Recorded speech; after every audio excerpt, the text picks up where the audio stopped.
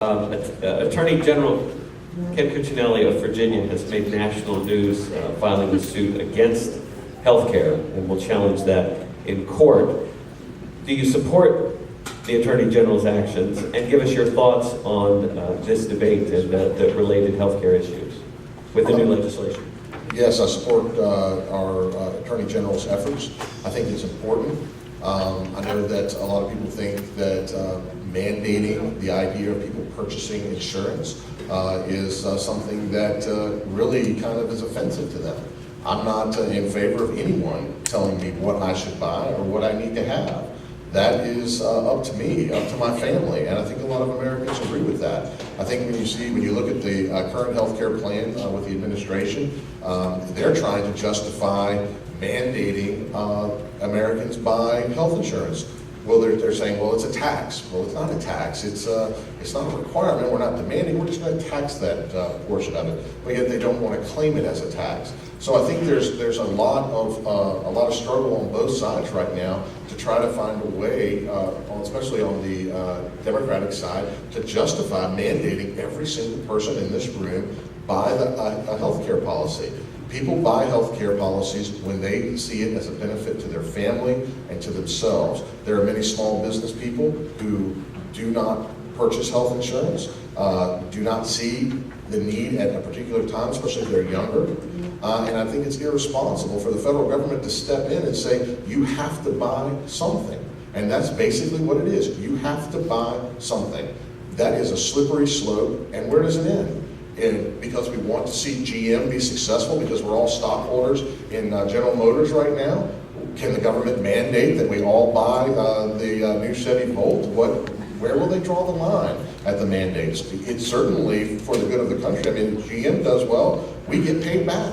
But we have to draw the line somewhere. We have to be responsible for ourselves, and we have to be able to make these decisions for ourselves.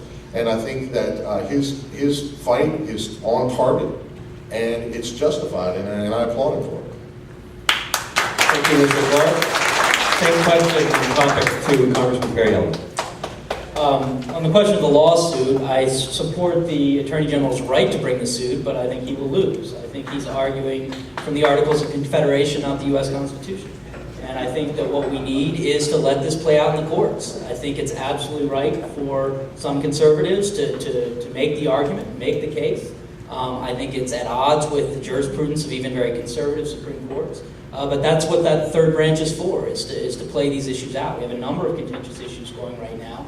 And I think when individuals or states feel like they need to bring the case, that should go to the judiciary. Again, I don't think he had a lot of case law to cite on it, but that can play out in that direction. In terms of the issue, the primary issue, I disagree with Mr. Clark.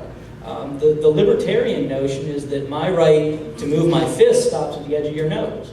And when we're talking about this, what we're really talking about is a $1,400 tax cut to people with private insurance, because they're paying $1,400 extra every year to cover the uninsured. That's not fair. That's the equivalent of the edge of your nose to me. When you're talking about, I don't have that choice. I don't have the choice of whether I'm getting stuck with my private insurance with paying that hidden tax. So to me, this is a hidden tax that we are cutting for those who are responsible and play by the rules to make sure that people are part of the system. Now, we've also gone out and said we're going to make sure that we find ways to make that affordable, which are with tax cuts to small business and to individuals, so that a family making up to $88,000 a year could get over $5,000 in tax cuts and affordability credit for the insurance. The tax cuts to small business are immediate.